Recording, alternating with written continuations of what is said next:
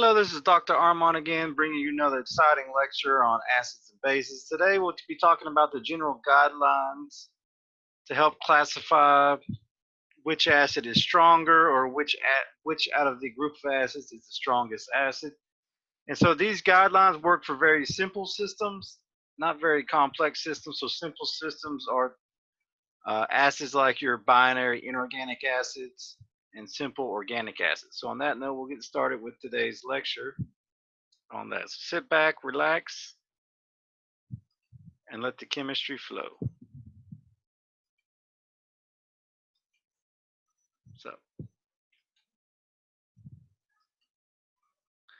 So today we're going to be talking about general guidelines for acid strength. And again, these are general guidelines. There are exceptions, but for most of the cases we'll be working on, they're going to follow the guidelines. And the reason I say general is because, as I said earlier, it works very well for simple systems. When you get more complex, it becomes not as straightforward. And the more complex systems you'll learn about if you have the privilege of taking organic chemistry. We're just going to introduce you to the concept and then talk about the guidelines. And so the principle we use is called the higher principle. So the way we determine the rules for acidity is the higher principle. And we start backwards. So we start from the E and go to the H. So you start with the E stands for the element that's attached to the acidic proton. So this is very important. Again, E stands for the element that's directly attached to the acidic proton. And with the element, we're going to look at two things. We're going to look at polarizability. And we look at polarizability when we're comparing two acids where the elements are in the same group. So for example, if we were comparing, say, H2S and H2SE. These acids, the acidic proton is attached to elements that are in the same group. So we would look at something called polarizability, the effect to distort electron density in a nearby atom. So again, the more electrons you have, the greater polarizability you have. So as you go down a group, polarizability increases. So again, as you go down a group, polarizability increases. This was discussed in the chapter involving intermolecular forces when we were talking about polar and nonpolar compounds. So again, if you're comparing two acids where the element attached to the acidic proton is in the same group, we look at polarizability. If the two elements that are attached to the acidic proton are in the same period, then we look at what's called the electronegativity of that element. So for example, we were looking at H2S and HCl. So sulfur and chlorine are in the same period. So then we would look at the electronegativity. And as you know, the closer you are to fluorine, the more electronegative the element is. As you go down a group, electronegativity decreases. So chlorine is more electronegative than sulfur, so it would be the stronger acid.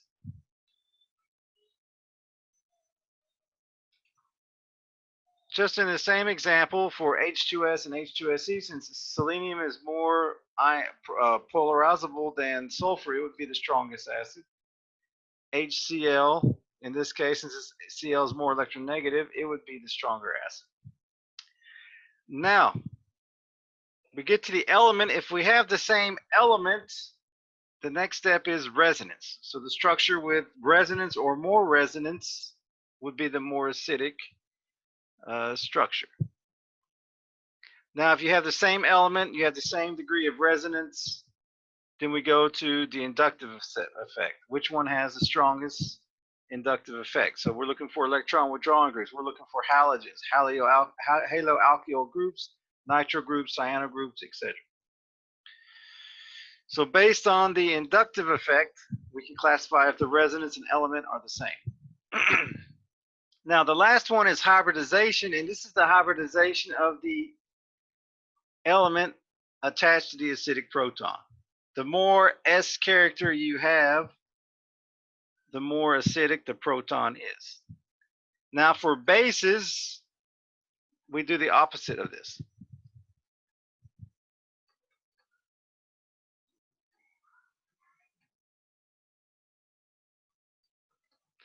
So instead of going backwards, we go H, then I, then R, then E. So for bases, we look at the hybridization of the nitrogen. If that's the same, then we look at the inductive effect, which one has the weaker inductive effect. For resonance, which one has less resonance. So it's all the opposite for a base. Whatever you know for an acid, we go this direction. For acids, we go down. This is for acids. For bases, we go up. This is for bases. And whatever works for an acid is the opposite for a base. So for example, for hybridization, the more P character, the more basic.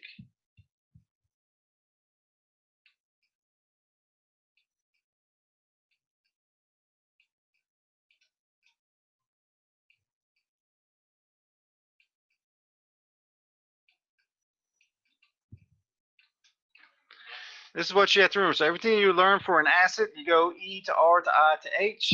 For a base, you go H to I to R to E. It's all the opposite. So for bases, we're looking for the weaker electron withdrawal group, like an electron donating group. So let's get started.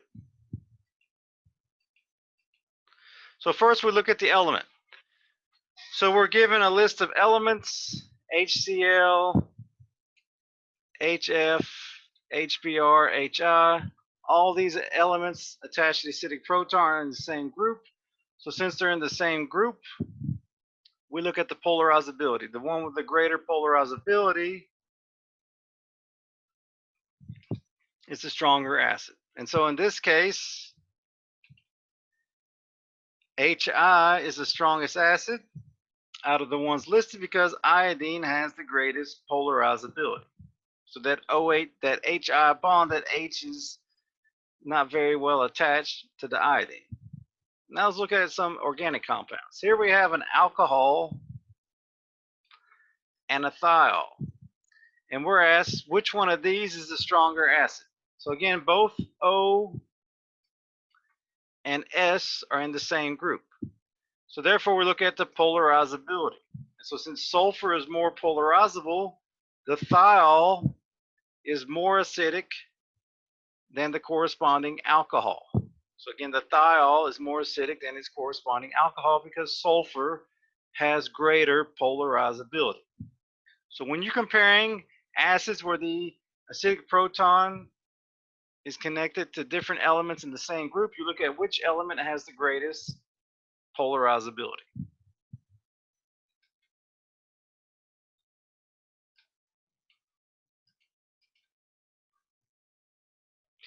Now we're looking at difference. So we're looking at the element again, but in this case we have H2SE, H3AS, and HBr. So in this example, you'll notice that the acidic protons are attached to elements that are in the same period. So when you're in the same period, you investigate electronegativity. So the one with the greatest electronegativity is the stronger acid. So out of all three of those, as we go left to right, electronegativity increases. So HBr is the strongest acid because bromine has the greatest electronegativity. Now we look at some organic compounds. We have an alcohol and an amine. The acidic protons are attached to two elements in the same period. So we look at electronegativity. Oxygen is more electronegative than nitrogen, so the alcohol is more electronegative than the corresponding amine because O has greater electronegativity. So that's the element. If they're in the same group, you look at polarizability. If they're in the same period, you look at electronegativity when comparing the element that's attached to the acidic proton. That's what we're doing here. Element means the element attached to the acidic proton. Now we get to the second one. When do we use resonance? And so what this means is the greater the resonance in a structure usually means it has a more stable conjugate base. A more stable conjugate base means it's a stronger acid. So we come to this example here. We have an alcohol, we have propanol and propanoic acid. And we're asked which one is the stronger acid. So first we look at the element attached to the acidic proton. Well, doesn't help us, they're both oxygen. So we're finished with the the E. So after the E is what? We look at the R, resonance. So we're seeing which one now has greater resonance. So greater resonance means stronger acid. And the one that has greater resonance is the propanoic acid because its double bond can alternate back and forth. The alcohol does not have resonance. So therefore, propanoic acid has resonance. It's the stronger acid. Because again, they both have oxygens attached to the acidic proton, but the carboxylic acid has resonance. The alcohol does not. Therefore, it's a stronger acid. Now let's look at two acids. In the second example, we have propanoic acid and we have benzoic acid. So they're both attached to the acidic proton.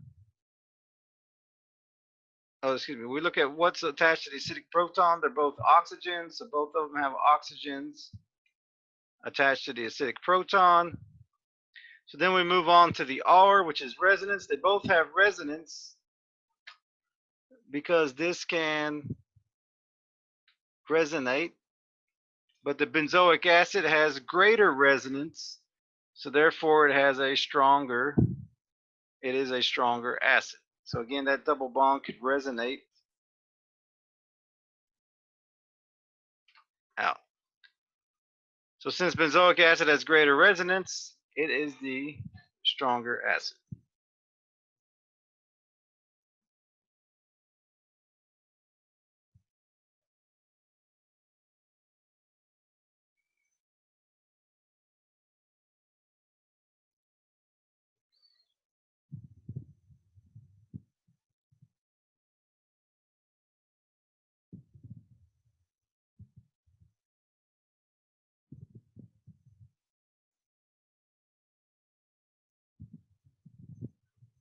Alrighty. So that's resonance. Now we move on to when do we use the inductive effect? So here we have two acids. We have propanoic acid and what is this? 3-fluoropropanoic acid. So again, we start with the E, the element.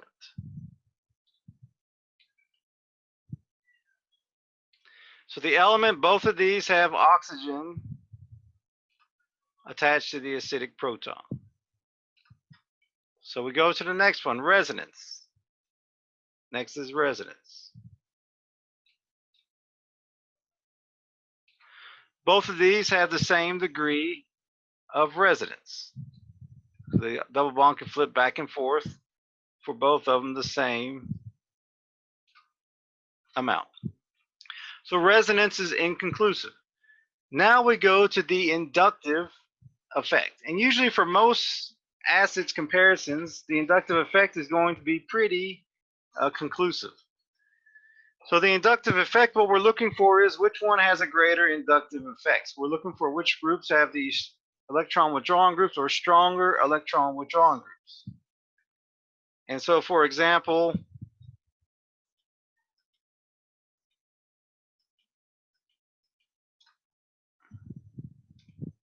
this fluorine is an electron withdrawing group, so it's able to pull electron density away from the reaction center.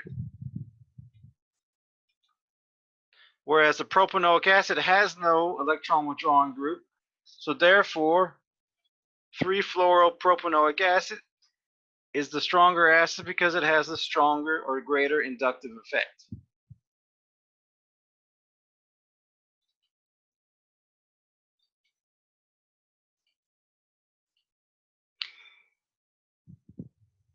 We'll look at another example. Here we have 2-fluoro-propanoic acid and 3-fluoro-propanoic acid. So again, we start with the element. They both have the same element attached to the acidic proton. Then we look at the resonance. Well, they both have the same degree of resonance in the structure. Again, we're only looking at very simple systems. So we look at the R, it was next. We looked at the resonance, inconclusive. Now we go to the inductive effect. We look at which one has the greater inductive effect. Well, this one has a fluorine that pulls electron density away from the reaction center. And this one has a fluorine that also removes electron density away from the reaction center. But since this fluorine is closer to the reaction center, it has a greater effect than the fluorine that's further away from the reaction center.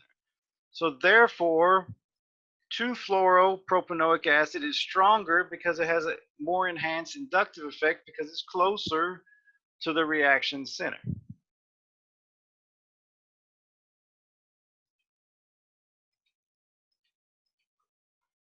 Now we want to look at when do we use this hybridization. And like I said, the more S character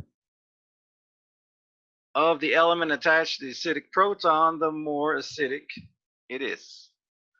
So we have 3 hydrocarbons. We have butane, 1 butene, and 1 butan. We want to know which one is the more acidic carbon or acid. So we look at the element.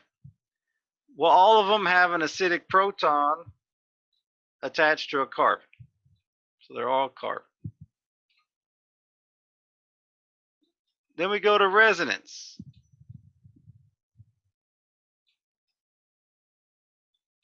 Well, none of them have resonance, so we can skip that. Then we go to since resonance was inconclusive, we go to the inductive effect. Which molecule has the greater inductive effect? And as you see, none of them have any type of electron withdrawing groups on them. So then we go to the last criteria, hybridization. So now we want to look for which carbon that's attached to the acidic proton has the most S character. And in number 1, this is sp3 hybridized. Number 2 is sp2 hybridized. And number 3 is sp. So since number 3 has the most S character because the element was inconclusive, the resonance was inconclusive, and the inductive effect, the hybridization shows us that the alkyne is has the more acidic proton in this example, so it's the stronger acid in this example comparing butane, 1 butene, and 1 butan. So you're looking at the hybridization of the element attached to the acidic proton, only when the other 3 are inconclusive. So again, these are for very simple systems we're talking about.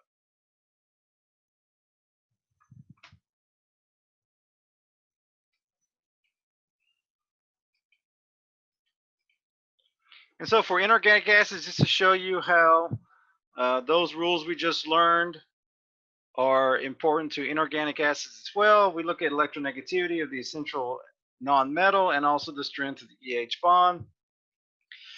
As the electronegativity of the essential atom increases, it withdraws electron density from the hydrogen, making that hydrogen easier to leave. And so as we said, for example, we're comparing H2S and HCl. Since Cl is more electronegative than sulfur, it's the stronger acid because it can remove more electron density away from the hydrogen chloride bone. So you withdraw more electron density from the hydrogen, it becomes more polar. The H plus becomes easier to remove. So as you go from left to right, electronegativity increases. So when you're comparing two elements with the acidic proton attached to elements in the same row, you look at electronegativity. So H2SE is less than HBr, H2TE is less than HI. Now as you decrease the bond strength, the EH bond becomes weaker and the H plus becomes easier to remove. And this is what happens with polarizability. As you go down a group, polarizability increases, the bond becomes weaker, H plus becomes easier to remove. That's why HBr is stronger than HCl and HI is stronger than HBr and so forth. So as you go down a group, you're comparing acidic protons connected to elements in the same group. You look at polarizability because the more polarizable it is, the weaker that EH bond, the easier it is for the hydrogen to be removed. So this is just showing you the decrease in the bond energy leads to an increase in the bond length, which leads to an increase in the acid. So again, bond strength decreases as you go down a group because polarizability increases, so it weakens that EH bond, and so it becomes more acidic.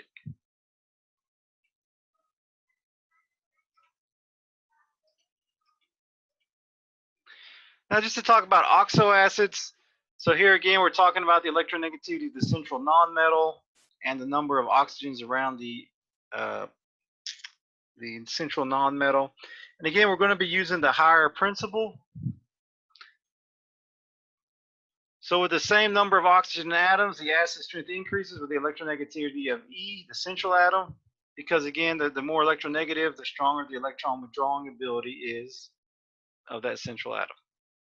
So for example, let me bring you down to here. We have HOI, we have HOBr, and we have HOCl. Now again, the acidic protons attached to oxygen. No difference there. There's no resonance, so we go to the inductive effect. And chlorine has a greater inductive effect, so therefore it's going to remove more electron density from that OH bond, making it more polar, making the hydrogen easier to remove. That's why HOCl is a stronger acid than HOBr, which is stronger than HOI.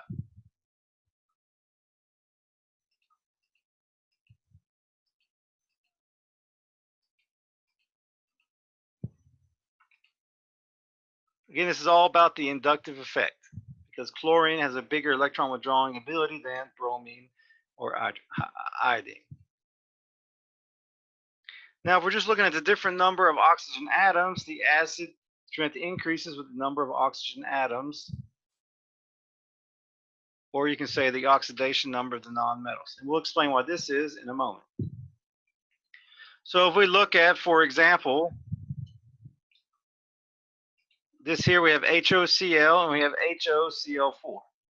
We want to know which one is the stronger acid. They're both attached, the acidic protons both attached to oxygen, but you see here that HOCl4 has resonance, whereas HOCl has no resonance. So since HOCl4 has resonance, it's a stronger acid than HOCl.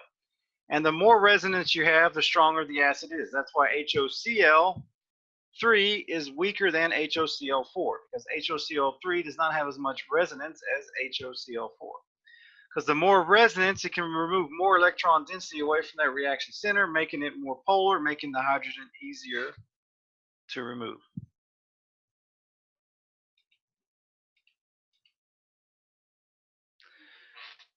So again, the difference between HOCl, HOCl2, HOCl3, and HOCl4 is you have the same element attached to the acidic proton, but you have an increase in the resonance. That's why acidity increases. Because you're adding more resonance, and there's more resonance, removes more electron density away from that OH bond, making it more polar, making the hydrogen easier to remove. And so this was just to give you a little bit of introduction into how to determine when you're given 2, 3, or 4 compounds, which one is the more acidic or most acidic compound based on the higher principle. I strongly recommend that you read over these lecture notes on the higher principle, because if you take organic chemistry One of the first tests you do is over acidity strength. And if you know the higher principle, it's going to help you a lot in determining which compounds are more acidic than others. In conclusion, just remember that whatever we talked about for an acid is the opposite effect for the base. So with the acid, we start with the E. With the base, we start with the H. With the H, the hybridization, the more S character, the more acidic. But for bases, the more P character, the more basic. For inductive effect, the more electron withdrawing, the more acidic. Well, the weaker the electron withdrawing, the more basic. For resonance, the more resonance, the more acidic. For bases, less resonance, more acidic. For elements, more electronegative, more acidic. For bases, less electronegative, more basic. So you got to look at everything as the opposite for a base as it is for an acid. You go the opposite direction. You go EIRH for acids, you go HIRE for bases. If you remember that, you'll be on a good footing when you go into organic chemistry whenever you take it. So on that note, that concludes today's lecture. It's Dr. Armand signing off. Hope you enjoyed today's lecture. If you did, make sure you hit the like button if you enjoyed it or you learned something new. And we'll see you next time.